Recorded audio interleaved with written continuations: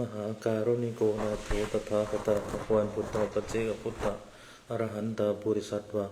ภารัตรัตนะบุริสัตวะบาบาสาเหบดรบีอเมริกานะโมพุทธายะนะโมธรรมายะนะโมสังฆายะเจพีมสังเกโชดังโชเกโชดังลาจังโชปะโด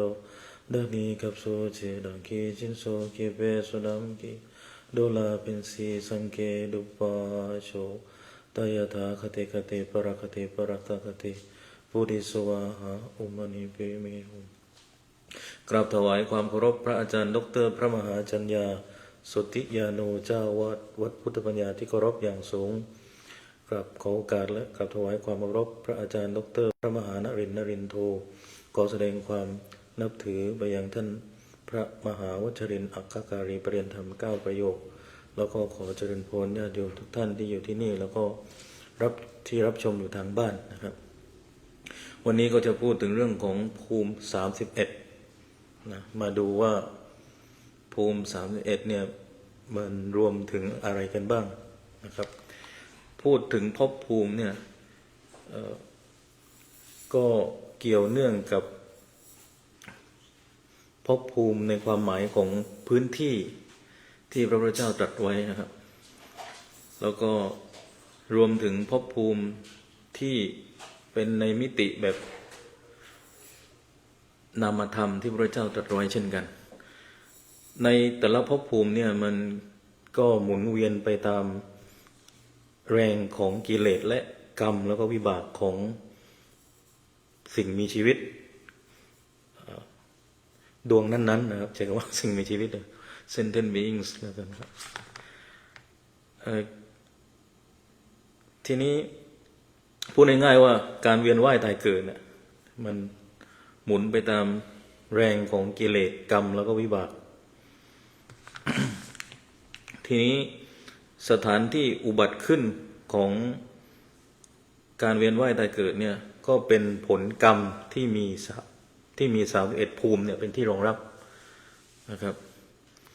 ทีนี้31ภูมิเนี่ยแบ่งเป็น2ส่วนใหญ่ๆก็คืออบายภูมิ4สุคติภูมิ21อบายภูมิ4สุคติภูมิ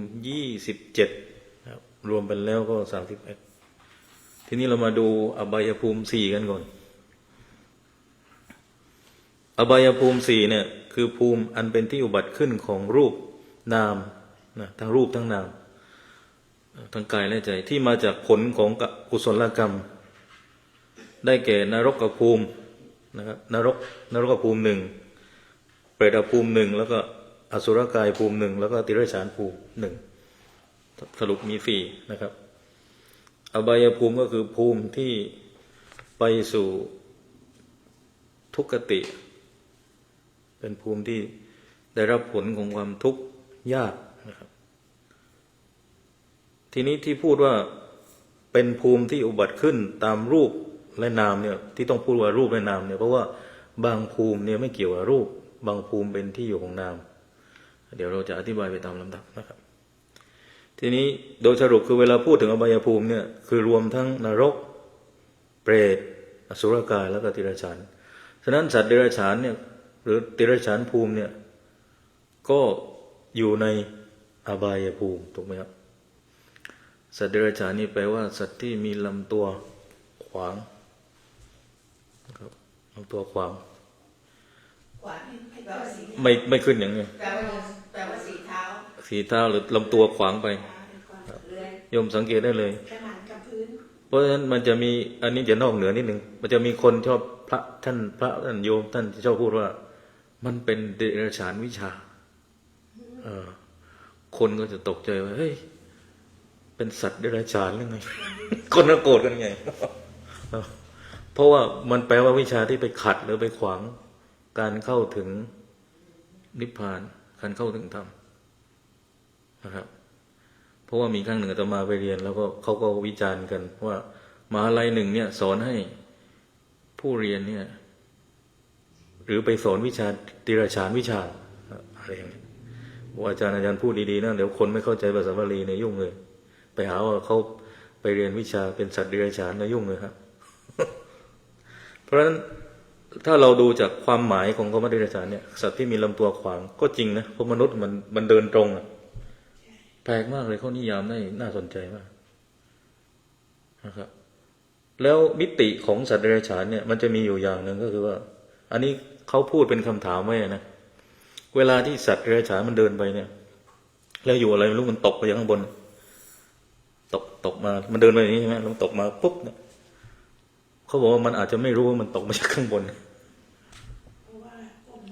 เพราะว่ามันไม่เหมือนมนุษย์ที่มีลำตัวตั้ง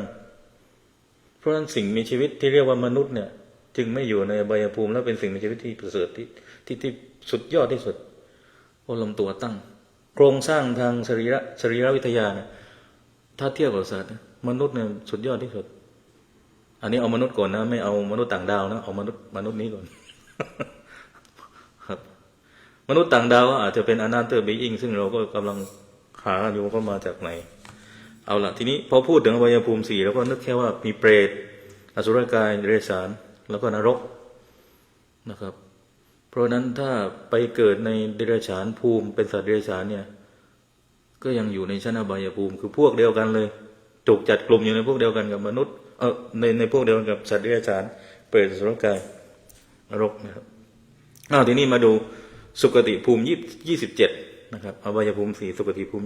27ภูมิอันเป็นที่ไปเกิดขึ้นของรูปนามที่เกิดจากผลของกรรมดีได้แก่มนุษย์ภูมิ1มนุษย์เนี่ยภูมิของมนุษย์เนี่ยมีอยู่1นะครับแล้วก็เทวภูมิ6เทวดา6ชั้นคว้านะครับแล้วก็รูปภูมิ16แล้วก็รูปภูมิ4รวมเป็น27ภูมินะครับทีนี้ก่อนที่จะไปอธิบายเพิ่มเติมอีกในส่วนของภูมิ31เนี่ยเพราะว่ายังมีการเรียกชื่อของภูมิทั้ง31ภูมิเนี่ยในชื่ออื่นเดี๋ยวอธิบายก่อนที่จะไปถึงตรงนั้นเนี่ยเมื่อกี้เราพูดมาแล้วว่าถ้าไปนรกเราเรียกว่าไปอบายภูมิถ้าไปเดรัจฉาน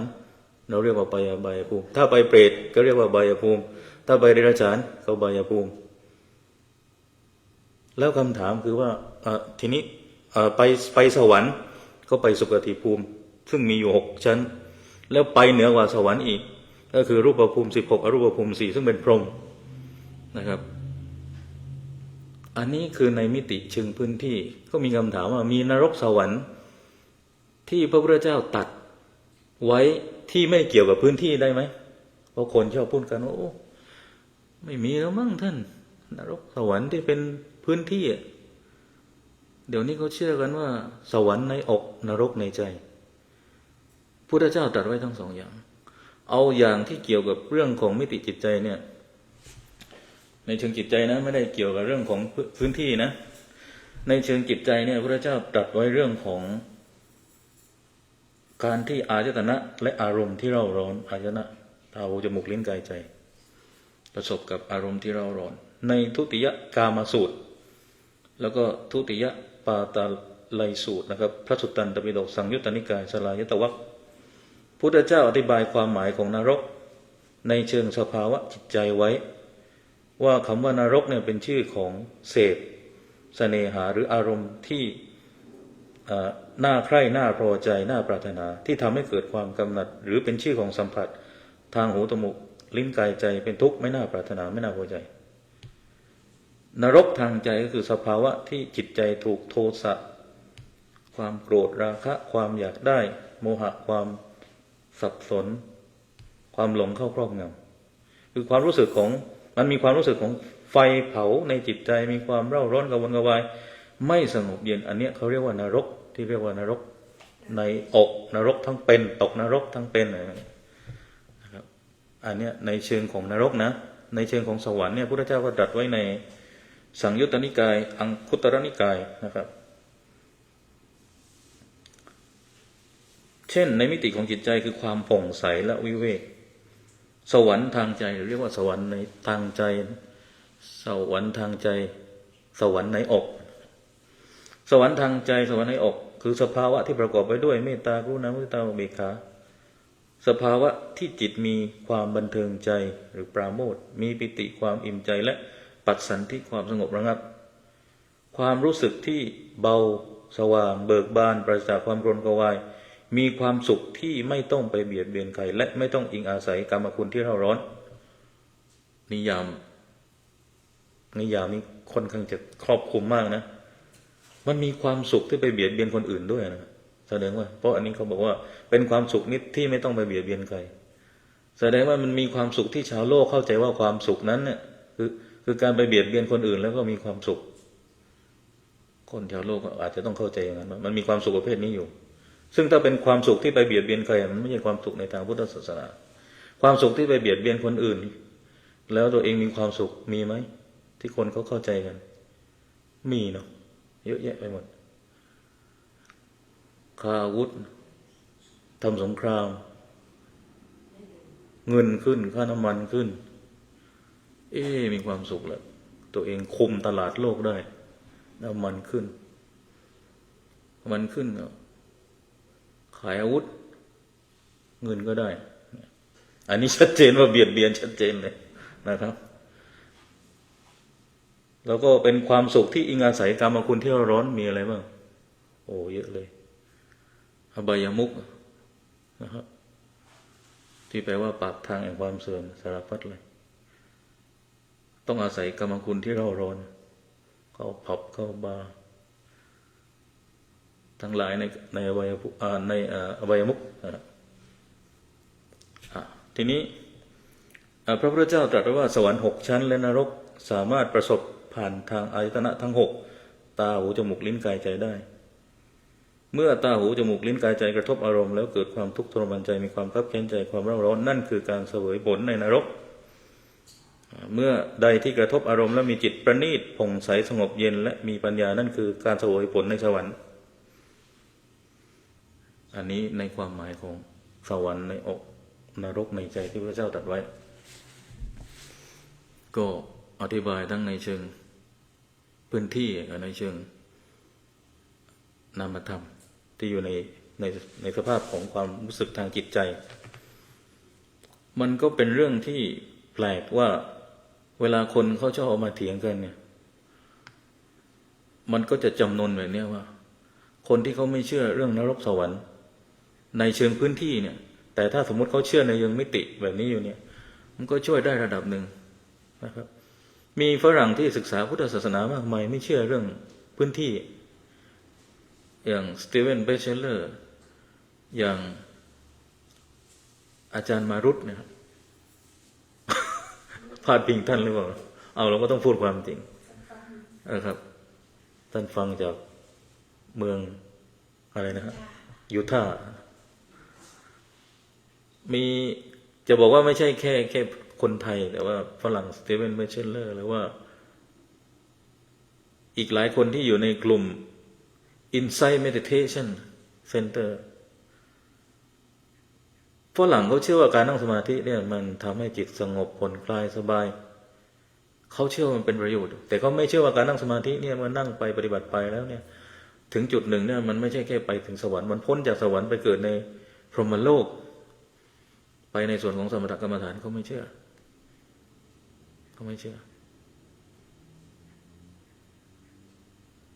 เขามองว่าสวรรค์นรกเนี่ยมันเป็นมิติทางจารีตของทุกศาสนาเลยทุกศาสนามีสวรรค์นรกหมดแต่ว่านิยามของแต่ละศาสนาของสวรรค์และนรกแต่ละศาสนาก็ไม่เหมือนกันบางศาสนาต้องอาศัยการนำพาของพระเจ้าเป็นผู้นำพาไปเราไม่ต้องอาศัยพระเจ้าการกระทำของเรานี่แหละใช่ไหมครับกิเลสกรรมวิบากเป็นตัวกำหนดของเราเองเลยไม่มีใครดึงเราการกระทำของเรานี่แหละเอาละไม่เป็นไรเขาไม่เชื่อก็เราลองมาศึกษาดูว่าเป็นยังไง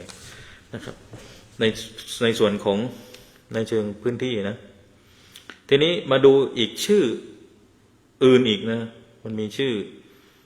ที่เรารู้จักกันไปแล้วก็คืออบายภูมิ4สุคติภูมิ27ภูมิทั้ง31ภูมิทีนี้มันมีอีกชื่อหนึ่งก็คือชื่อว่ากามภูมิ11นะครับหรือกามาวจรภูมิ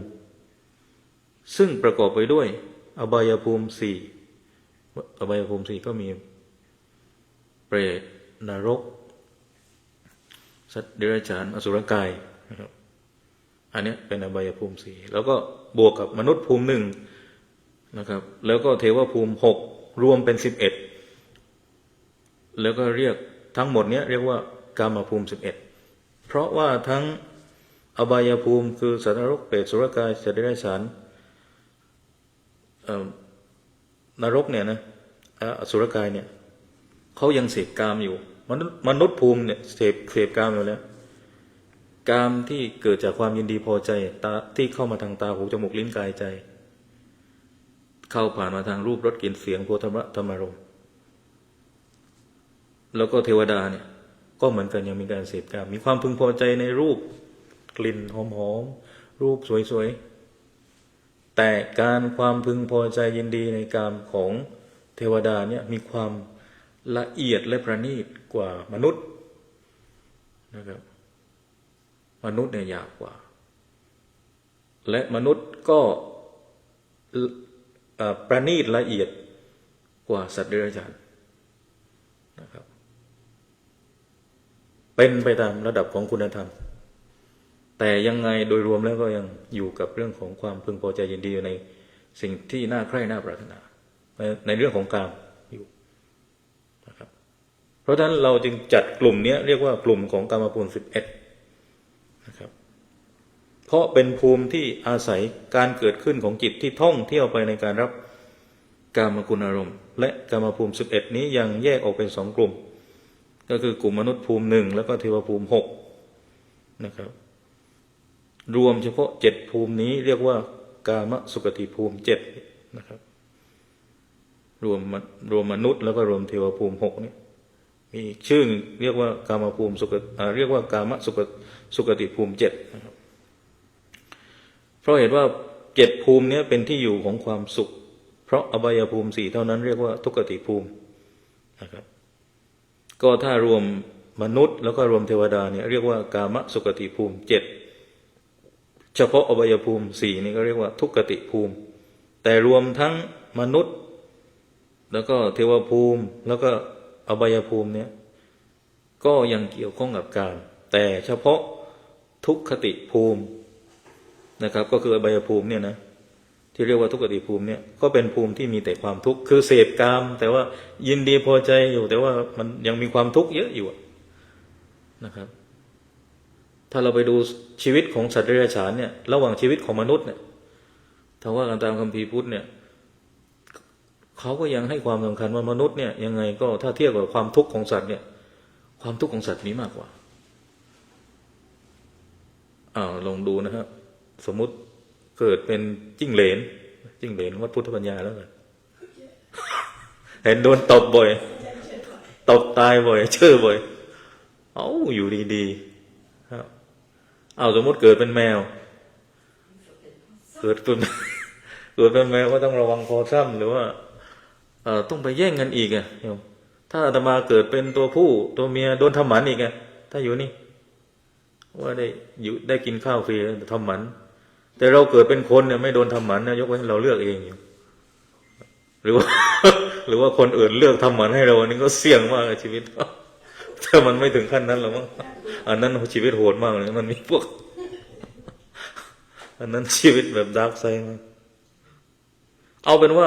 เอาไปเอามาเนี่ยชีวิตสัตว์เดรัจฉานเนี่ยมันอยู่ด้วยวงจรของอินสติ้งใช่ไหมสัญชาตญาณมากกว่าสติปัญญามากกว่าภูมิปัญญานะครับยังไงก็มีความทุกข์มากกว่าเพราะฉะนั้นในพระพิธรรมจึงมองว่าเป็นทุกขติภูมิต่อให้มันมีการเสพกามความยินดีพอใจในอาหารอร่อยเนี่ยเหมือนโยมพยาวเดินผ่านมาเนี่ยลูกแมววิ่งตามหาเลยมันรู้นะว่าใครให้อาหารมันเหมือนกับอาตมาเนี่ยมันไม่ครบเลยครับมันไม่ยุ่งเลยเราไม่เคยให้อาหารมันมีความยินดีพอใจเพราะรู้ว่าคนนี้ให้อาหารมันอาหารอร่อยมันชอบมันจำได้จำคนให้จำรสอาหารได้มันยังมีความพึงพอใจอยู่แต่สักพักเดี๋ยวก็กัดกันแล้วก็ต้องรอกินมันไม่เหมือนมนุษย์มันมีอิสระมากกว่านะแต่ก็ไม่รู้แหละเราก็ต้องไปถามแมวแต่ว่าเราก็พูดภาษาแมวไม่ได้แมวก็บอกว่าอาจจะมีความสุขกว่ามนุษย์ก็ได้มนุษย์หลายเรื่องเลยเขาบอกแมวไม่ไหวแมวมันอยู่เฉยๆนั่น มีคนเอามาหาให้แล้วนะแต่น่าเสียดายเราคุยภาษาแมวไม่ได้นะครับคุยได้ก็หาว่าบ้าแต่ยมพะเยาคุยได้รู้เรื่องทีนี้มาดูรูปภูมิ16หรือรูปาวจรภูมินะครับศัพท์ทางภาษาอภิธรรมเนี่ยมันศัพท์มันเยอะมากรูปภูมิ16หรือรูปาวจรภูมินะครับแบ่งเป็นรูปภูมิที่เป็นสถานที่อุบัติขึ้นของนามรูปมี15ภูมิส่วนที่เหลืออีก1ภูมิคืออสัญญสัตตภูมิเป็นสถานที่อุบัติขึ้นเฉพาะแต่รูปเท่านั้นไม่มีนาม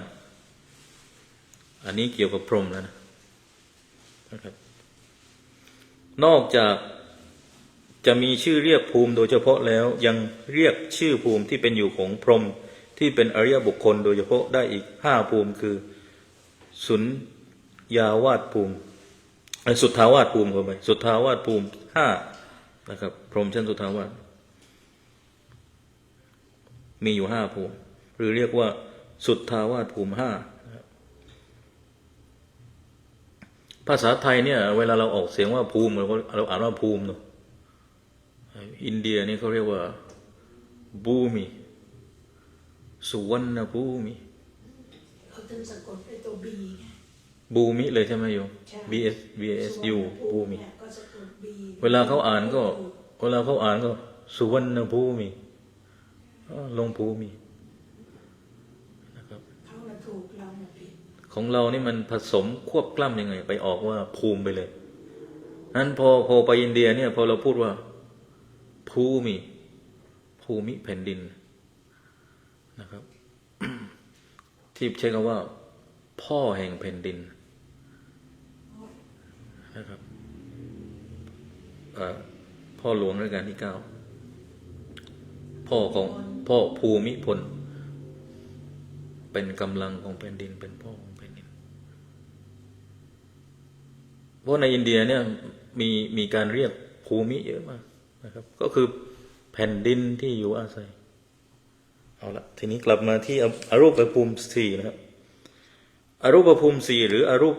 รูปาวจรภูมินะครับอรูปภูมิ4อรูปาวจรภูมิคืออรูปภูมิทั้งหมดมี4ภูมิอรูปภูมิเป็นสถานที่อุบัติขึ้นโดยเฉพาะนามอย่างเดียวไม่มีรูปในภพภูมิอื่นที่ไม่เกี่ยวกับอรูปภูมิเนี่ยเขาจะใช้คำว่าเป็นสถานที่อุบัติขึ้นของทั้งนามและรูปแต่พอเราเข้ามาสู่พรหมโลกเนี่ยมันมีบางชั้นโดยเฉพาะในชั้นของอรูปภูมิ4เป็นสถานที่อุบัติขึ้นเฉพาะนามอย่างเดียวไม่มีรูปเป็นภูมิที่มีความสุขจากผลของการเจริญกุศลและการเจริญกุศลขั้นอรูปฌานผู้ที่ไปเกิดในภพนี้อาศัยรูปฌานกุศลที่ยังไม่เสื่อมนำไปเกิดมันมีการอยู่ด้วยนามที่ไม่มีรูป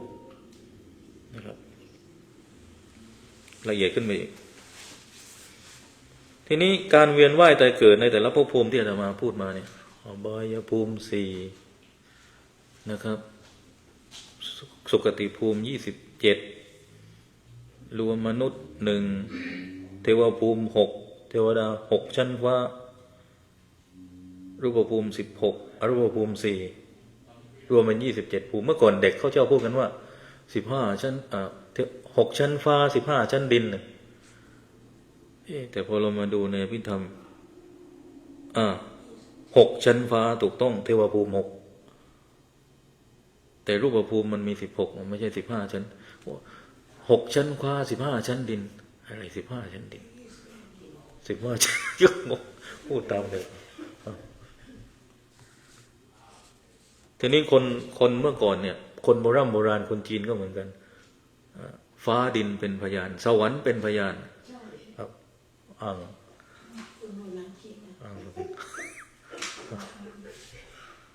พอบอกว่าฟ้าดินเป็นพยานเนี่ยฟ้าดินเนี่ยแสดงว่าผู้ที่อยู่บนฟ้าเนี่ยเป็นพยานด้วยแล้วผู้ที่อยู่บนฟ้ามีตั้ง6ชั้นสูงขึ้นไปจากฟ้าก็เป็นพรหมโลกอีกนะครับดูเหมือนเป็นเรื่อง ที่เด็กรุ่นใหม่คนรุ่นใหม่อาจจะอะไรเพราะมิติการรับรู้ของคนรุ่นใหม่เนี่ยไม่มีมิติเชิงจักรวาลวิทยาที่อาตมาพูดนี่คือจักรวาลวิทยาคือมนุษย์ทุกคนเนี่ยมันทุกยุคทุกวันเนี่ยมันถูกสโคปเนี่ยให้เหลือเพียงแค่มนุษย์ภูมิอ่ะอย่างสมองเนี่ยถูกปุ๊บแค่โลกนี้โลกเดียวโลกหน้าไม่มีแล้วจักรวาลวิทยาการรับรู้ของภพภูมิมนุษย์เนี่ยมันอยู่แค่นี้จริงๆทุกวันเนี่ยแล้วก็พอใจยินดีอยู่แค่เพียงการหากินการมีชีวิตรอดให้ได้แค่นี้มนุษย์โดยทั่วไปที่เขาไม่ได้ศึกษาเรื่องจักรวาลวิทยาไม่ได้ศึกษาทางศาสนาเนี่ยการรับรู้ของมนุษย์จึงแคบจึงทำให้วิธีคิดหรือการกำหนดทัศนะที่มันคิดไกลออกไปอีกมันได้แค่นี้จริงๆมันก็คิดว่าแค่คนประเทศเราพวกเราศาสนาเราคนของเราแค่นี้คับแคบมันกว้างเลยไงมันเป็นเรื่องน่าแปลกว่าแล้วดูสิ่งปลูกสร้างนะเมื่อก่อนของเขาในเวลาที่เขามีความเชื่อเรื่องภพภูมิไปดูพวกถ้ำอาจันต้าโลล่าอียิปต์พีระมิดต่างๆเขาสร้างได้ใหญ่เลยแล้วก็สร้างอะไรไงเทคโนโลยีขนาดยุคปัจจุบันนี้เรายังทำไม่ได้เลยบางอย่างนะครับรถเมื่อก่อนที่โยมมีกับรถทุกวันนี้การกระแทกการทนแรงกระแทกสู้รถคนเมื่อก่อนไม่ได้เครื่องยนต์เมื่อก่อนก็ทนกว่าแรงกระแทกก็ทนกว่ารถทุกวันนี้ระบบก็เปลี่ยนใหม่เปลี่ยนชิ้นส่วนสมัยก่อนก็มีเคาะก่อนเคาะมันแข็งมากใช่ไหมมันทนมากรุ่นนี้พอนั่นปั๊บถอดชิ้นส่วนแล้วก็ประกอบใหม่อาตมาก็คิดเอาเองว่ามันมีผลต่อการรับรู้เนี่ยมันมีผลต่อการกำหนดหรือทำอะไรบางอย่างของมนุษย์มันไม่ละเอียดมันไม่ประณีตนะครับโยมดูเพลงก็ได้เพลงทุกวันนี้กับเพลงเมื่อก่อนนะเพลงทุกวันนี้มีแค่เรื่องของความรักกับความใคร่ทั้งนั้นนะไม่ใช่ความรักไม่มีความเป็นสุนทรียสนทนาศิลปะนะครับศิลปะเรื่องของสุนทรียสนทนาไม่มีเลยนะครับ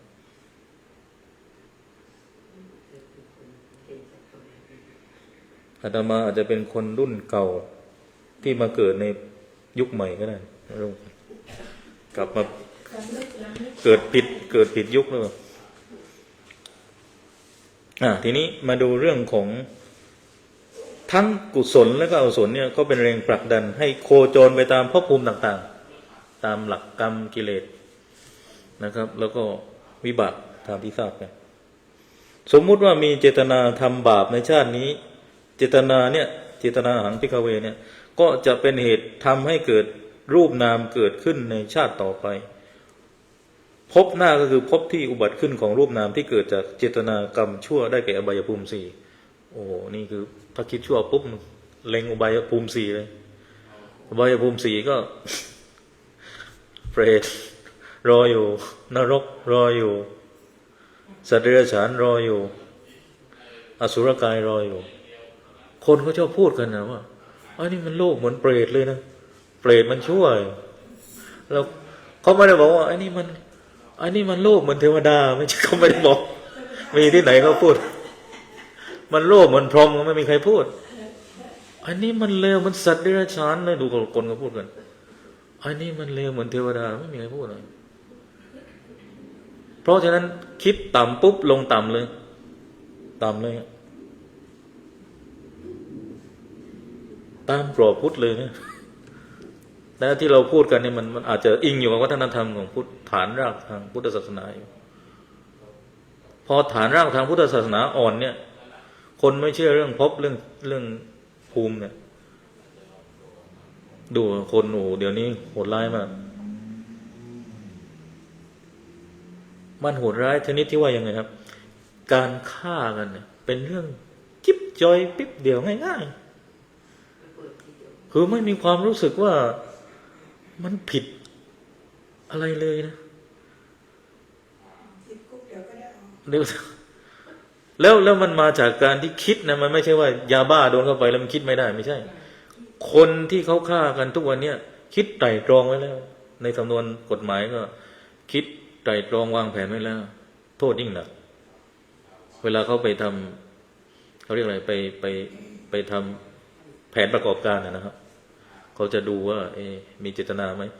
เจตนาต่อผลย่อมเล็งเห็นผลของการกระทำนั้นมาตรา59จำได้มาตราเดียวตอนนี้ประมวลกฎหมายอาญา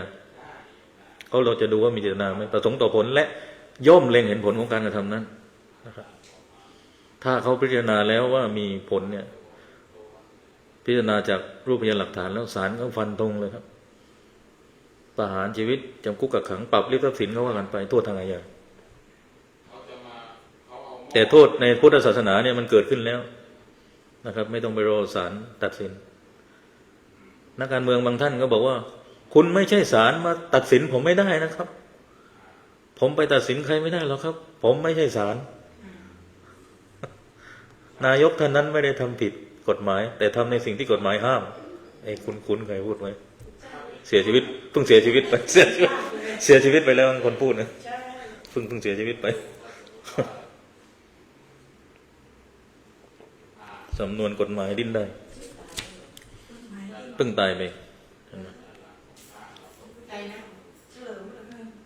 ใช่ไหมยังไม่ตายเลยเอาตายแล้วเอาแม่ตายแล้วโยมอย่าเพิ่งเอ่ยชื่อตายเลยพอเอ่ยชื่อรู้ความจริงเมียภรรยาที่ลุงชวนไปไงเอาทีนี้มาดูเจตนาทำบุญเจตนาทำบุญในชาตินี้เจตนาทำบุญในชาตินี้เจตนาเนี่ยจะนำไปให้เกิดรูปนามในชาติต่อไปภพหน้าคือภพที่เป็นอุบัติขึ้นของรูปนามที่เกิดในเจตนากรรมดีได้แก่มนุษย์ภูมิและเทวภูมิคือถ้าทำความดีปุ๊บกุศลกรรมบทศีล 5อยู่ในภพภูมิมนุษย์ขึ้นไปเทวภูมิ6ต่อมาถ้ามากกว่าคิดแค่ทำดีนะฮะคิดมากกว่าแค่ทำดีทำบุญนะคิดเรื่องอะไรทีนี้คิดเรื่องการเจริญกรรมฐานสมถกรรมฐานวิปัสสนากรรมฐานคิดเรื่องฌานเจตนาเนี่ยจะนำไปสู่การเกิดของรูปนามเฉพาะรูปเฉพาะนามที่เกิดจากเจตนากรรมดีคือฝ่ายญาณฝ่ายฌานที่เรียกว่ารูปภูมิ16และรูปภูมิ4ก็ไปเกิดในพรหมโลกนะครับเพราะฉะนั้นถ้าคิดแค่เพียงว่าคิดแล้วก็ทำแค่เพียงว่าทำความดีทำบุญทำกุศลอยู่ในส่วนของการเกิดเป็นมนุษย์แล้วก็เทวดาแต่ถ้าคิดเรื่องของการนั่งสมาธิทำสมถะแล้วก็วิปัสสนากรรมฐานขึ้นไปเกิดในชั้นพรหมฝึกขึ้นไปคือพ้นไปจากชั้นพรหมคือเป็นพระอรหันต์นิพพานเข้าไปเลยว่าเราจะเอาขนาดไหนทีนี้ถ้ายังอยู่ในเทวดาอยู่ในมนุษย์เนี่ยมันก็ยังอยู่ในกรรมภูมิยังยินดีพอใจในอารมณ์ที่น่าใคร่น่าปรารถนาอยู่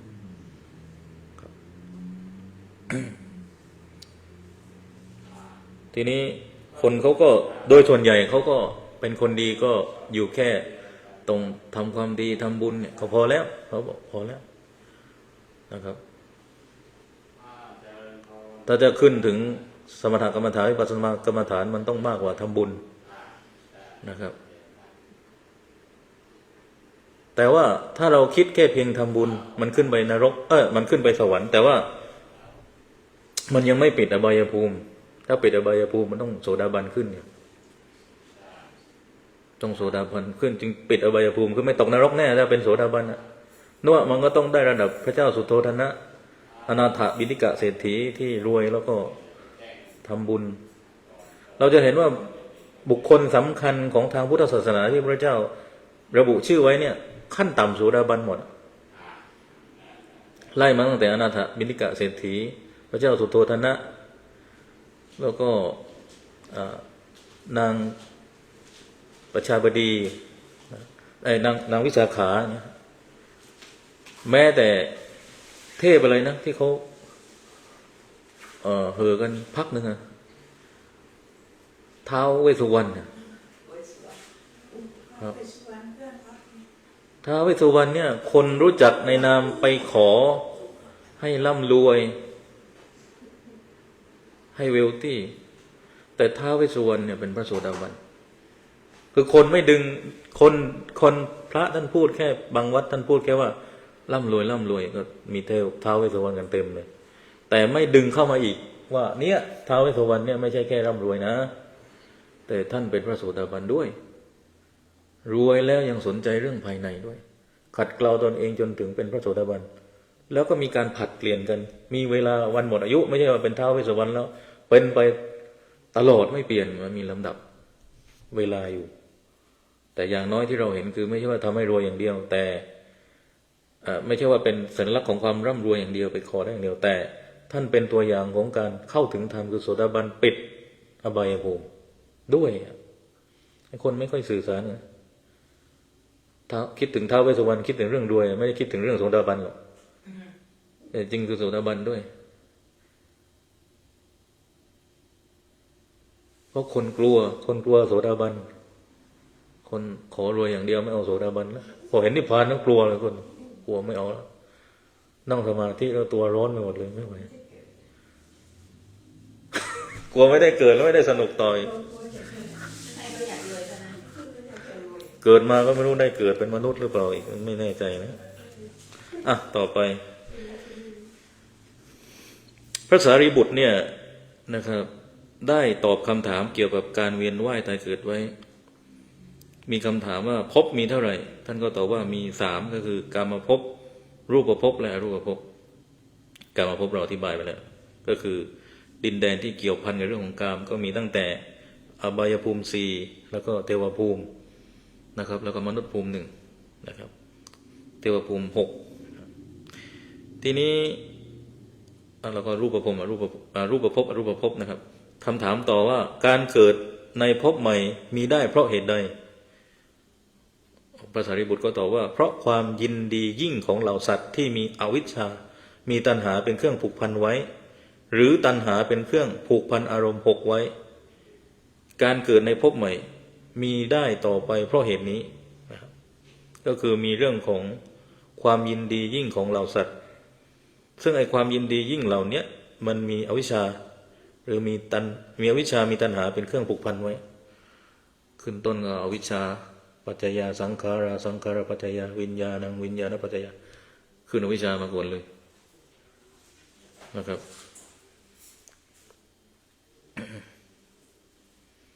ทีนี้ถามต่ออีกการไม่เกิดในภพใหม่มีได้อย่างไรพระสารีบุตรก็บอกว่าเพราะอวิชชาสิ้นไปมีวิชชาเกิดขึ้นและเพราะตัณหาดับไปการเกิดในภพใหม่ต่อไปไม่มีเพราะอย่างนี้แสดงว่าอวิชชาสิ้นตัณหาสิ้นก็จะไม่มีภพไม่มีชาติจบข่าวในปฏิจจสมุปบาทคำถามคือว่าอาตมาก็ชวนไปเรื่องสังคมอีกมันมีพุทธบางสำนักเขาบอกไม่เชื่อคำของพระสารีบุตรขอไปไม่เชื่อคำของภาษาวกเชื่อแต่คำของพระพุทธเจ้าเท่านั้น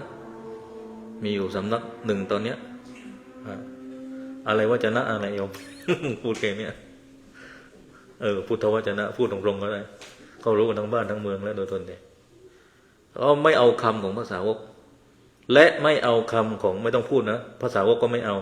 ส่วนหลวงพ่อหลวงตาหลวงปู่เขาก็ไม่เอาแล้วพระสาวกนั้นไม่ต้องพูดถึงก็ไม่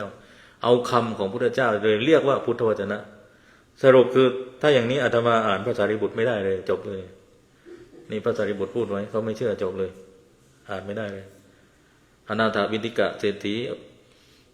นางวิสาขาไม่ต้องเอามาพูดถึงเป็นตัวอย่างที่ดีของผู้ที่ไม่ใช่นักบวชก็พูดถึงไม่ได้เลยอย่างเนี้ยพระเจ้าสุโธทนะอะไร เรียบร้อยหมดเลยเอาแต่พุทธเจ้าอย่างเดียวเอาแต่พุทธวจนะอย่างนั้นทุกคนที่มานับถือของท่านต้องมุ่งเป้าเป็นพุทธเจ้าอย่างเดียวมุ่งเป้าเป็นพระอรหันต์ไม่ได้ถ้าเราบอกว่าต้องมุ่งเป้าเป็นพระอรหันต์ได้ก็ต้องไปดูอาการบรรลุธรรมของพระอรหันต์แต่ละท่านนะไล่ไปเลยพระโมคคัลลานะเป็นไงต้องไปแก้ไขอุบายแก้ง่วงตั้ง8 วิธีแล้วนะเราก็เห็นว่ามันมีวิธีแก้ง่วงอยู่นะแต่ถ้าเอาพุทธเจ้าก็ ไม่ต้องมาดูวิธีแก้ง่วงของพระโมคคัลลานะ คือไม่เห็นประโยชน์หรือมิติอื่นๆที่มันเกี่ยวเนื่องกันกับพระพุทธเจ้าอีก มิติของการศึกษาพุทธศาสนาเลยแคบลงเองอันนี้ก็น่าห่วงไม่ทราบว่าเหตุไม่ทราบว่าศึกษากันยังไงจึงเป็นอย่างนั้นน่าห่วงเหมือนกัน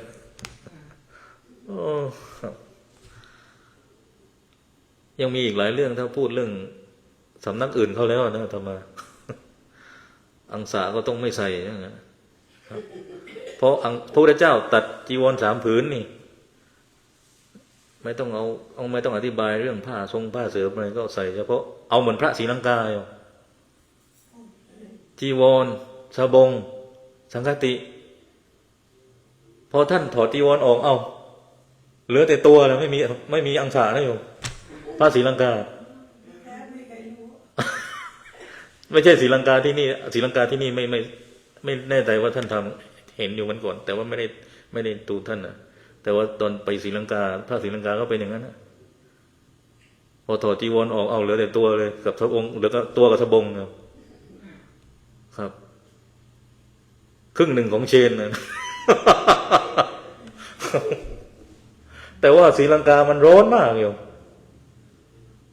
ท่านไม่ต้องใส่อังสามันก็ช่วยท่านได้เยอะเพราะมันร้อนเลยเกินศรีลังการ้อนมากมันติดเกาะทะเลเนี่ยศึกษาพุทธศาสนายังไงต่อไปมาเรื่องดูรายละเอียดของนรกแล้วนะโยมยังมีเวลาเมื่อกี้เราเข้าหลังไป1 ชั่วโมงทดเวลาบาดเจ็บอีกครึ่งชั่วโมงอยู่นะตอนนี้ก็เหลืออีก30 นาทีมาดูอบายภูมิ4แปลว่าดินแดนของกรรมวายชั่วอบายภูมิคือภูมิอันเป็นที่อยู่ของสัตว์ที่มีเจตนาฝ่ายอกุศลนำไปเกิดเป็นภูมิที่ขวางต่อนิพพานเป็นภูมิที่ขวางต่อนิพพานมี4 ภูมินะ4 ภูมินี้ก็เหนื่อยแล้วโยมถ้าไปเหนื่อยนะเราจะสังเกตว่าย้อนไปนิดนึงศึกเรื่องพุทธศาสนาเถรวาทนี่เป็นคัมภีร์ของเถรวาทนะแต่มายังไม่ได้ดูพระพิธรรมของฝ่ายทางมหายานวัชรยานเขาว่าไงแต่ของมหายานเนี่ยเขาบอกว่าการกลับชาติมาเกิดเป็นพระโพธิสัตว์อย่างทาไลลามะเนี่ยเขาบอกว่าไม่ได้มาด้วยตัณหาของเราเนี่ยถ้ากลับชาติถ้าเรากลับมาเกิดอีกแสดงว่าเรายังมีตัณหาเรายังมีอวิชชาอยู่อันนี้ถ้าดับอวิชชาได้ดับตัณหาได้ก็ไม่ต้องกลับมาเกิดแต่ของเขาบอกว่าการที่ดาไลลามะกลับมาเกิดเป็น reincarnation หรืออวตารกลับชาติมาเกิดของเจ้าแม่กวนอิมของพระอมิตาภะอะไรของเขาเนี่ยเป็นเพราะว่าเขาไม่ได้มาเพราะตัณหาแต่เข้ามาด้วย good motivation คือแรงจูงใจที่ตั้งมั่นฝ่ายความดีความงดงามที่จะมาช่วยคนเขาบอกเนี่ยเถรวาทไม่มีอันนี้ก็เล่าให้โยมฟังหลายรอบแล้วก็อาตมาก็ก็ว่าอยู่ว่าทำไมเขากลับมาแล้วเขาไม่รู้สึกผิดเพราะว่าเขาไม่รู้สึกว่าการกลับมาเป็นตัณหาเป็นอวิชชามันอยู่คนระบบกับเราแล้วอันนี้โอเครู้แล้วว่าเขาคิดกันแบบนี้นะครับแต่เฉพาะมหายานแบบวัชรยานมหายานแบบตันตรายานนะแต่มหายานแบบอื่นไม่มีแนวความคิดเรื่องการกลับชาติมาเกิดหรือ reincarnation หรืออวตารเฉพาะวัชรยานเท่านั้นเพราะฉะนั้นวัชรยานหลายรูปจึงเป็นรินโปเชนะครับรินโปเชก็คือพวกกลับชาติมาเกิดที่เอามาเลี้ยงตั้งแต่ก่อนอายุ7 ขวบแล้วมาฝึกแล้วเก่งมากภาษาอังกฤษเพราะเขาเลี้ยงอย่างดีอยู่พอบอกว่าอันนี้เป็นรินโปเชกลับชาติมาเกิดนะฝึกอย่างนี้เขาเรียกว่าการปลูกฝังองคุณโพธิสัตว์ฝึกตั้งแต่ท่านั่งท่าต้อนรับโยมนะครับการเรียนภาษาพวกรินโปเชแต่ละท่านไปดูเลยไม่ว่าภูฏานหรือในทิเบต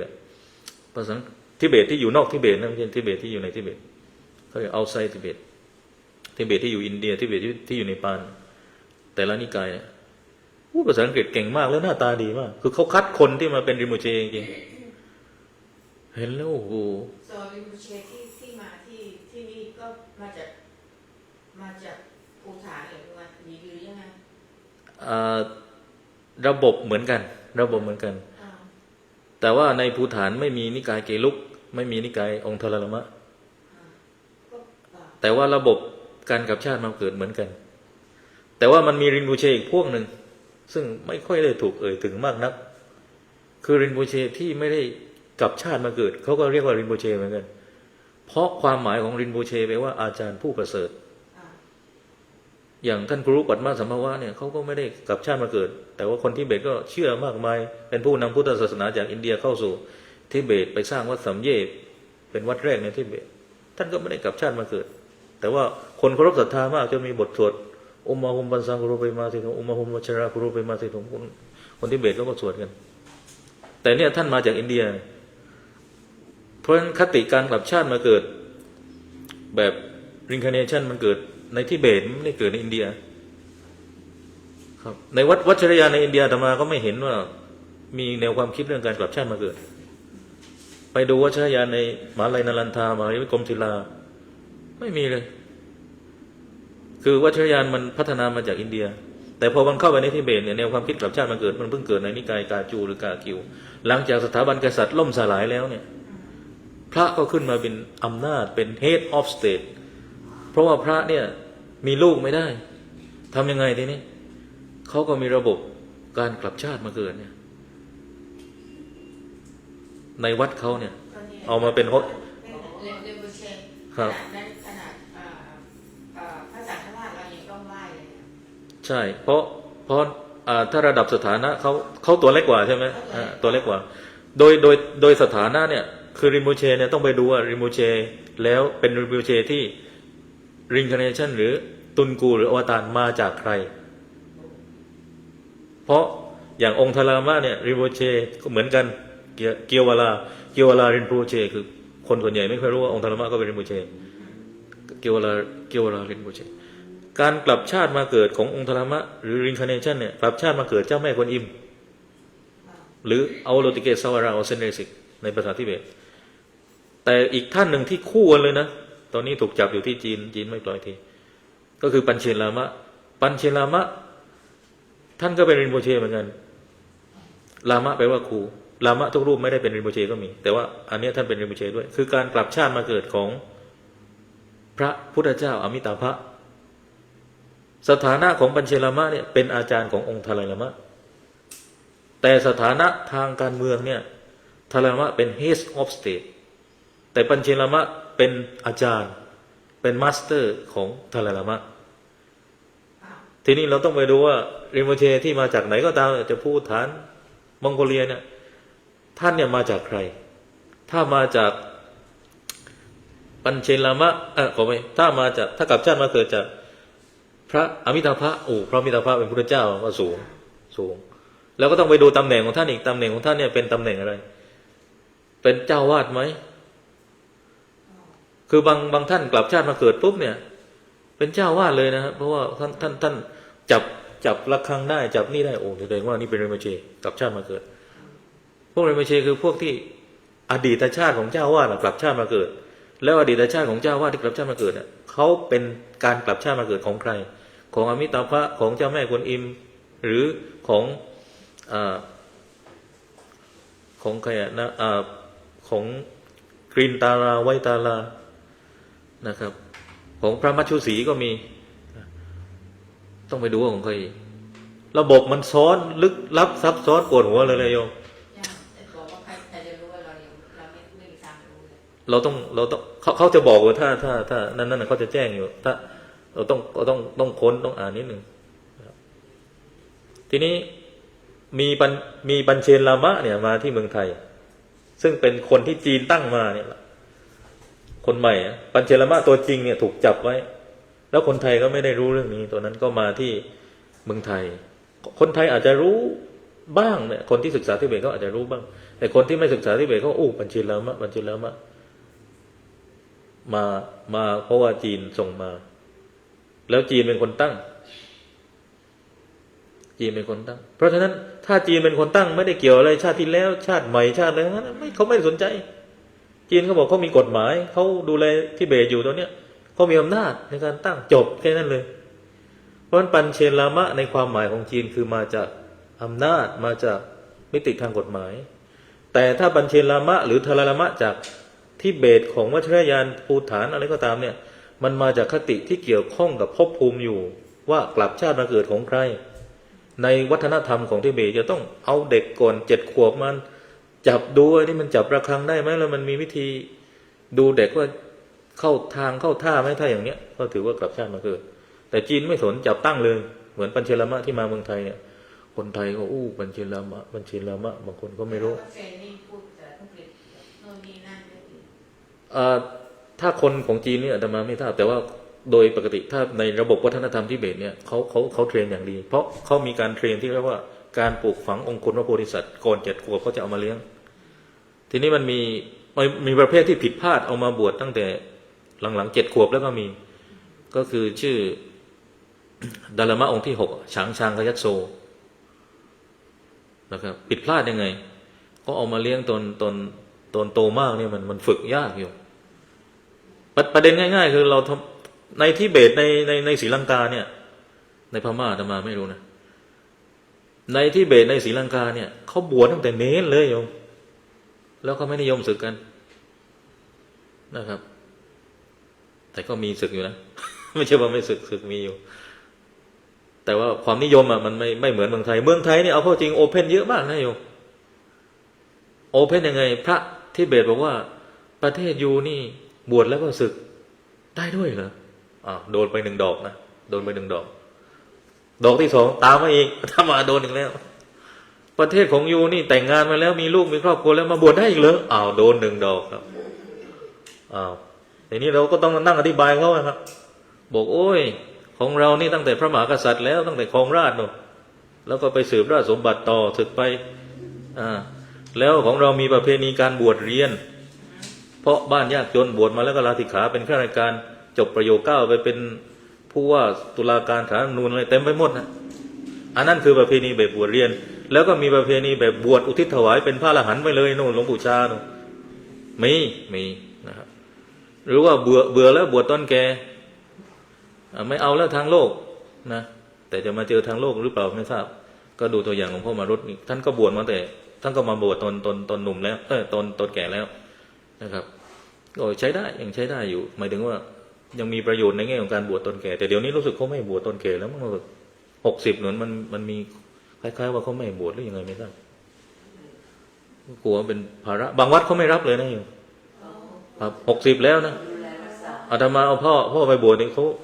บางวัดลังเลเขากลัวเป็นภาระให้วัดเขาครับยกเว้นโยมเป็นเจ้าวาดเองง่ายเราเป็นเจ้าวาดเองง่ายคุยกันง่ายเนี่ยเราก็ต้องนั่งตอบคำถามพระทิเบตเราก็บอกว่าของเรานี่นะได้หมดแต่บวชมาแล้วเนี่ยก็ต้องทำตัวให้ดีนะเจ้ากินข้าวเย็นเหมือนท่านไม่ได้นะ เขากินข้าวเย็นเป็นปกติไม่ได้ผิดอะไรเคยถามเขาเหมือนกันว่ากินข้าวเย็นเนี่ยผิดไหมเขาบอกผิดนะมีศีลก็ห้ามอยู่นะฮะ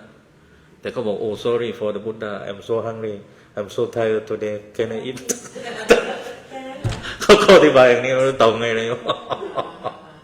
เอาเขากินเขาเปิดเผยชัดเจนทุกคนก็รู้กันนะ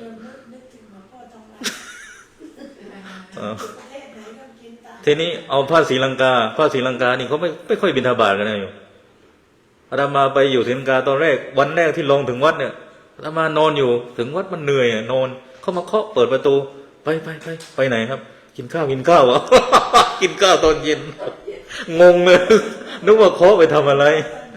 เคาะไปกินข้าวตอนเย็นไม่เอาวะเราต้องรักษาไว้ก็ไม่รู้ยังไงเขากินกันปกติ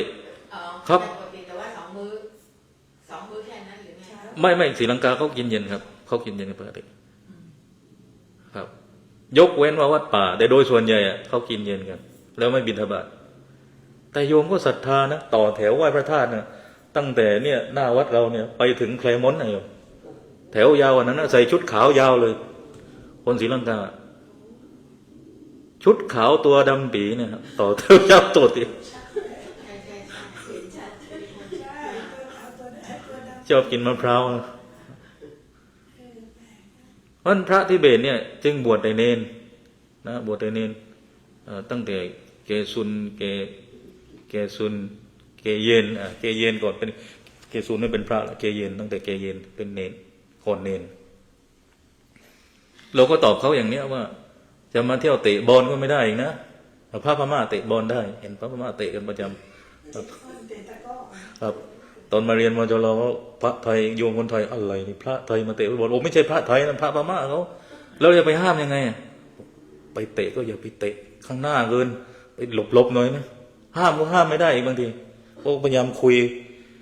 บางลูกมาพูดภาษาอังกฤษไม่ค่อยได้พม่าเราก็ไม่ได้อีกคุยกันยากแล้วพระพม่าเนี่ยแข็งนะโยมไม่ใช่ท่านจะฟังเราง่ายๆนะเขาแม่นเรื่องวินัยอะไรเขาเล่นเขาอธิบายได้หมดอะดุด้วยต้องคุยดีๆนะครับเดี๋ยวศึกบางนาจันไม้เพราะฉะนั้นของเขาเนี่ยดูเหมือนว่าบวชแต่เนนแต่ว่าเขามีวิธีพลอยู่เขามีวิธีพลของเขาของเราถ้าไม่มั่นใจก็กราบนิมนต์ไปเรียนรู้ทางโลกก่อนแล้วค่อยว่ากันสมมติมันมีวิธีการมองต่างกันแต่ถ้าดูให้ดีแล้วประเทศไทยเนี่ยยืดหยุ่นที่สุดไปศรีลังกาเนี่ยนะมีอยู่วัดที่มีรูปเจ้าแม่กวนอิมมีอยู่แต่เป็นวัดที่มีคติทางโบราณเช่นวัดของเชตวันมหาวิหารอภัยคีรีวิหารวัดเก่าๆโบราณตั้งแต่ยุคเมื่อก่อน3 สำนักหลักเนี่ยอภัยคีรีวิหารเชตวันวิหารมหาวิหารมีรูปเจ้าแม่กวนอิมอยู่แต่ว่าถ้าวัดใหม่ที่เป็นศรีลังกาเนี่ยเราก็ไม่ค่อยเห็นเจ้าแม่กวนอิมมาตั้งอยู่นะเพราะฉะนั้นในคติของวัดเถรวาทของเขามันเข้มจริงๆไม่มีเรารูปพระพิฆเนศเจ้าแม่กวนอิมอะไรมาอยู่ในวัดไม่มีเขาเข้มเหมือนของเขาแต่ของเรานี่ผลกันไหมมีหมดทุกอย่างเลยของไทยเรานี่เอาไปเอามาประเทศไทยเนี่ยพุทธแบบเถรวาทไทยเนี่ยยืดหยุ่นที่สุดแล้วแต่มาว่ายืดหยุ่นสุดๆเลยยืดแต่ไม่อยู่ไม่ ไม่รู้ ยืดไปเรื่อย จะพูดเรื่องการบวชการบวชเข้ามาเนี่ยของเขาบวชแต่เนรแล้วไม่นิยมศึกถ้าศึกก็มีน้อยแต่ของเราได้หมดเลยมีครอบครัวแล้วก็กลับเข้ามาบวชได้ใช่ถึงได้ของเรายืดไม่ บวช ยืดไม่ ก็นี่ไง แล้วเรามีหลายออปชั่นมากของไทยเราเนี่ยนะ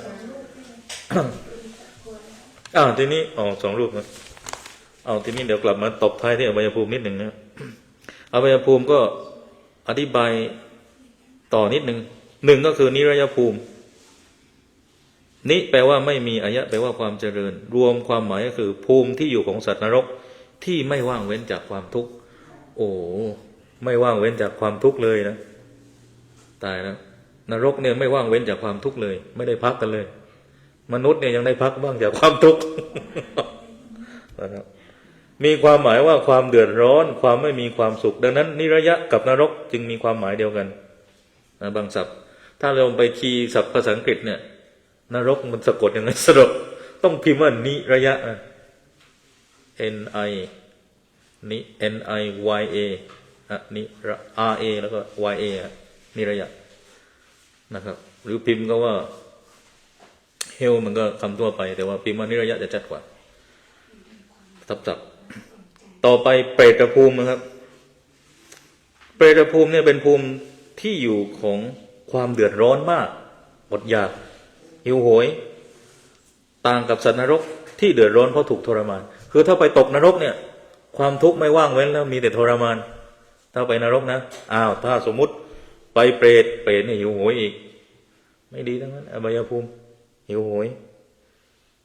ถ้าไปอสุรกายเป็นภูมิที่ไม่สว่างรุ่งโรจน์โดยความอิสระ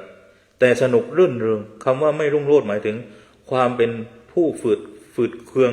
ใจคอไม่ร่าเริงถ้าไปอสุรกายนะครับมันมีความทุกข์ต่างกันอีกนะความทุกข์ก็มีออปชั่นของมันเหมือนกันนะติรฉานภูมินะครับเป็นภูมิที่มีความทุกข์ประมาณน้อยกว่า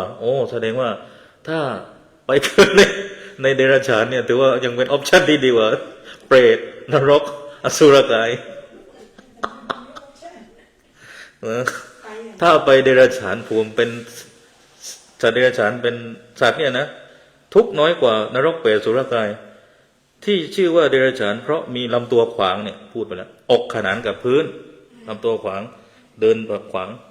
และจิตใจก็ขวางด้วยในความหมายนี้ จิตใจขวางจากพระนิพพานด้วย มันไม่รู้หรอกนิพพานน่ะโยมเขาบอกสัตว์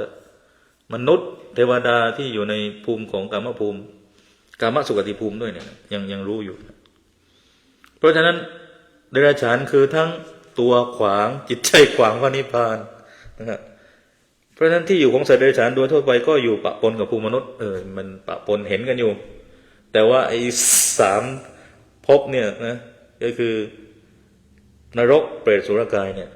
อาจจะไม่ได้อยู่ใกล้ชิดกับมนุษย์ตลอดเวลาอาจจะแวบๆอยู่บ้างมั้ยก็เราจะเอาแบบไหนดีเนี่ยทีนี้พอพูดถึง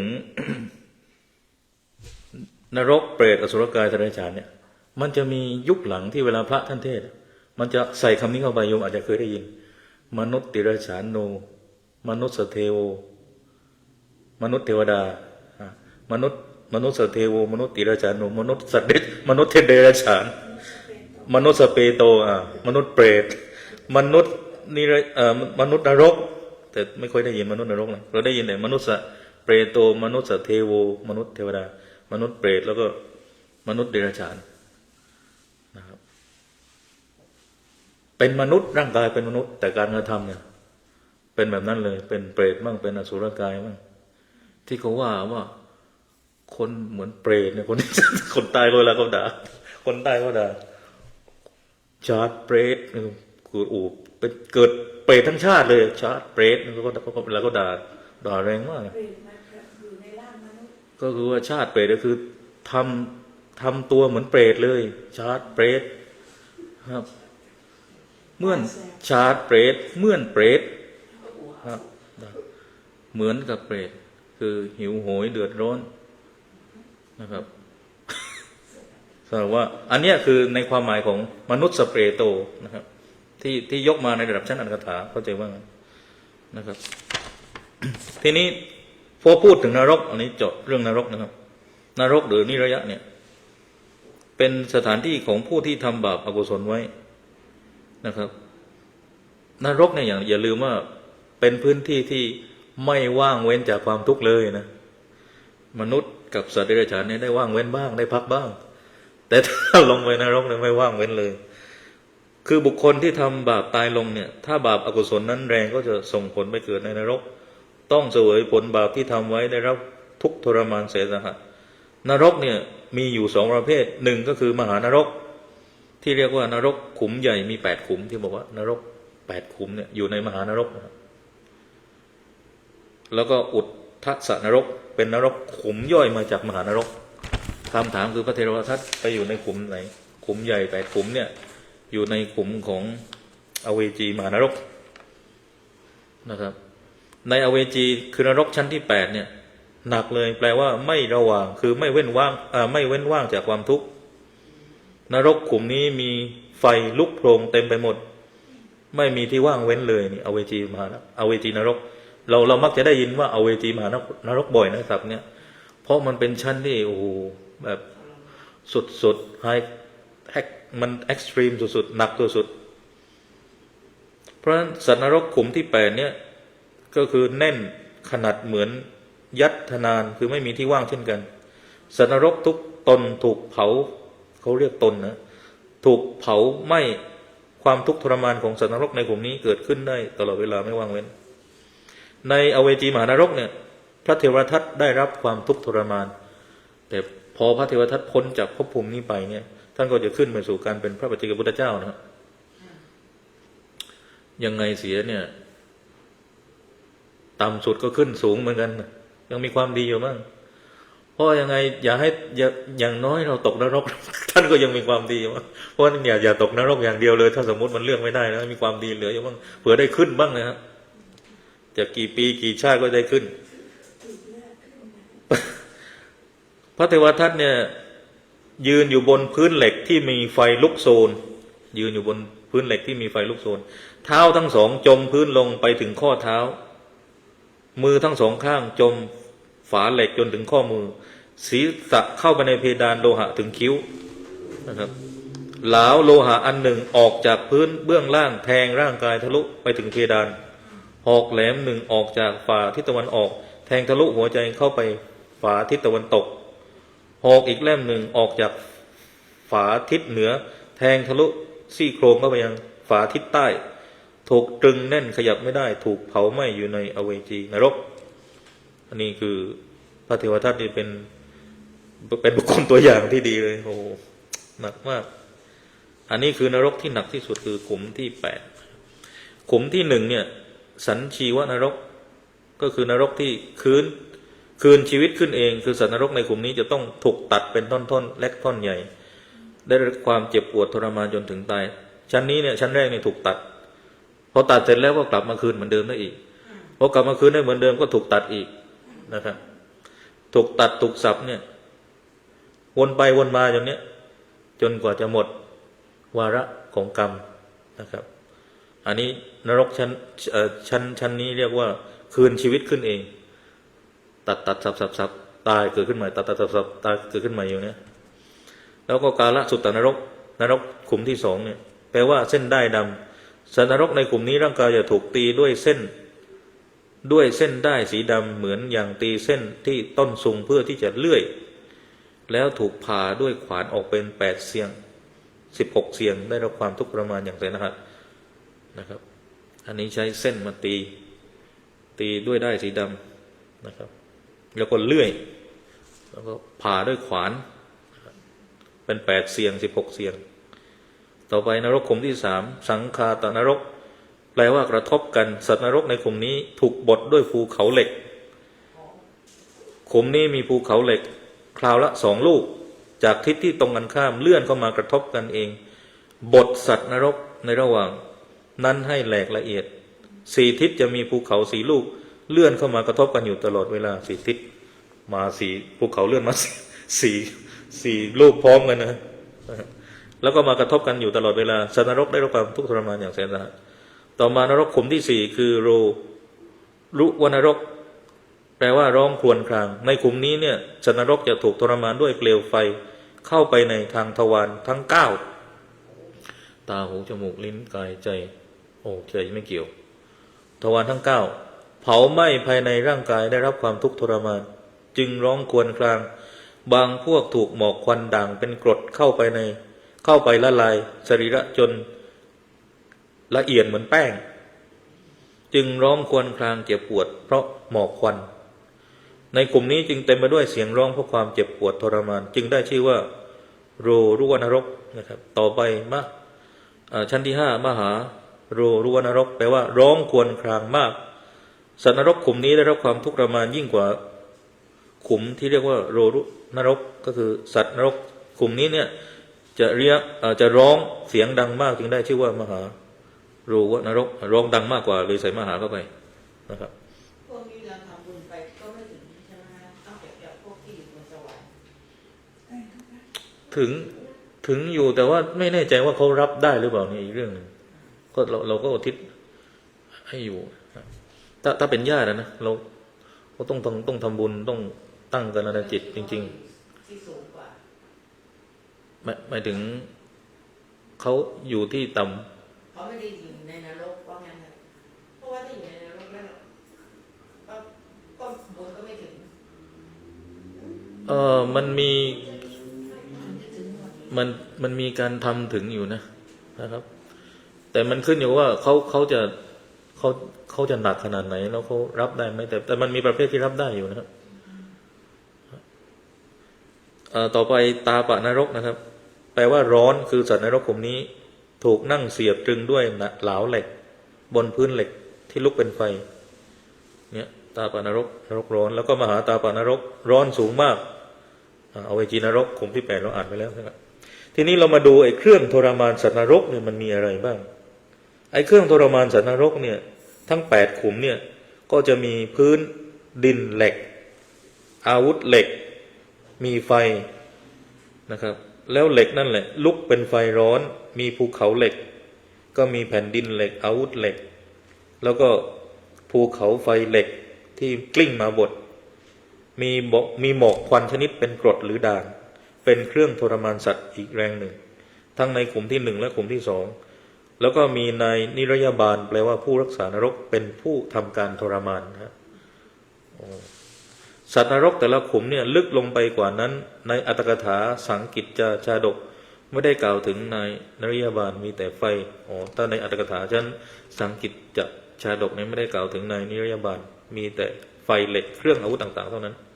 เป็นเครื่องที่มันเกิดขึ้นเองเพื่อทรมานสัตว์แต่ว่าในคัมภีร์ของอภิธรรมเนี่ยพูดถึงผู้รักษานรกคือนายนิรยาบาลเนี่ยเป็นผู้ที่ควบคุมทำการเผาอีกแรงหนึ่งนะครับทีนี้อายุของสัตว์นรกนะครับบางพวกเนี่ยมีอายุยืนยาวมากแต่เมื่อสิ้นจากเวรจากนรกทั้ง8ขุมแล้วเนี่ยถ้ายังไม่หมดกรรมก็ต้องไปเกิดในนรกบริวารขุมเล็กๆอีกไอ้นรกบริวารขุมเล็กๆเนี่ยนะครับที่เราเรียกว่าอุทธัสสนรกนะครับนรกขุมบริวารเล็กๆเนี่ยก็อยู่รายล้อมมหานรกเนี่ยมหานรกก็เป็นขุมเนี่ยที่เมื่อกี้อ่านไปนะมันยังมีขุมเล็กๆอยู่รอบๆอีกเพื่อรับไอ้นรกขุมเล็กๆเนี่ยรองรับไว้เพื่อรองรับทุกข์จากเศษกรรมอีกนะครับต่อไปก็เดี๋ยวเราค่อยมาพูดกันเรื่องอุทธัสสนรกที่มีนรก4ขุมนะเป็นนรกบริวารของขุมใหญ่ที่จากมหานรก8ขุมเนี่ยนะครับนรกขุมในส่วนของอุทธัสสนรกเนี่ยเขาบอกระบุขนาดไว้ชัดเจนมากนะอันนี้อาตมาขนมาจากตอนเรียนพระพิธรรมทางไปรษณีย์เมื่อน่าจะ10 ปีที่แล้วได้ตอนอยู่วัดโพเผือกแล้วก็ย้ายมาวัดละโกนธรรมแล้วก็ขนมานี่ยังอยู่คัมภีร์นี้อาศัยขนกันทีนี้อย่างเช่นมาดูเล่นๆที่หนึ่งนะใน1ขุมเนี่ยมี4ทิศแต่ละทิศมี4ขุมอุตสกนรกเนี่ยมี16ขุมมีบริวารของขุมใหญ่อีก8ขุมรวมกันแล้วคือ128ขุมถ้านับรวมนรกขุมใหญ่ขุมเข้าไปด้วยแล้วนรกจึงมีทั้งหมด136ขุมรวมหมดเนี่ย136ขุมนะโอ้เยอะมากเอานรกขุมแรกของอุตสนรกนิดหนึ่งนะแปลว่านรกอุจจาระเน่าอันนี้ไม่โดนไฟแล้วสบายแล้วโยมไม่โดนไฟไม่โดนหินเหล็กไม่โดนเสียบแล้วแต่ว่าเหม็นเหลือเกินนรกเหม็นเลยอาตมาก็จินตนาการนะว่านรกเนี่ยมันต้องมีแต่ไฟลุกนะไอ้นี่มันมีออปชั่นใหม่ด้วยนะออปชั่นมูลเน่าเนี่ยเขาเรียกว่าคูฐานรกหรือคูดนะภาษาไทยเราเรียกคูดแปลว่านรกอุจจาระเน่าสัตว์นรกเมื่อตายจากขุมใหญ่แล้วเนี่ยก็จะมาเสวยกรรมในนรกขุมย่อยๆนรกขุมนี้จึงเต็มไปด้วยอุจจาระเน่าดังอยู่ติดกับมหานรกสัตว์นรกจะมีปากแหลมเหมือนปากเข็มนะพากันเจาะใส่ผิวหนังเนื้อเอ็นกระดูกเยื่อในกระดูกเจ็บปวดรวดร้าวยิ่งนักแต่ก็ไม่ตายคือมีชีวิตอย่างทรมานไปกว่าจนจะหมดกรรมคือประเด็นของนรกเนี่ยมันอยู่ตรงนี้ฮะคือการทรมานอยู่ตรงนี้เลยส่วนจะทรมานยังไงไอ้4ขุมที่ผ่านมาเนี่ยมีหมดทั้งเหล็กหลาวทั้งเขาทั้งถูกสับผาเป็นเสียงๆพุกไฟไหม้กรอกเนี่ยอันนี้คือทรมานแบบไฟแบบเหล็กแบบร้อนอะไรกับอีกส่วนหนึ่งคือนรกคูฐานรกเนี่ยก็ทรมานด้วยความเหม็นเน่าอีกเหม็นเน่าไม่พอมันยังมีการเหม็นเน่าแล้วยังมีไอตัวปากแหลมมันนอกมาเคยกระแทกกระดูกเจาะกินอีกเจ็บฉีกอีกโอ้โหนอนกินอีกพอตายเสร็จเกิดขึ้นมาโดนอีกอยู่อย่างเนี้ยโอ้แสดงว่าในบรรดาอบายภูมิ4เนี่ยนะเปรตอสุรกายสัตว์เดรัจฉานเนี่ยเบากว่าเพื่อนเนี่ย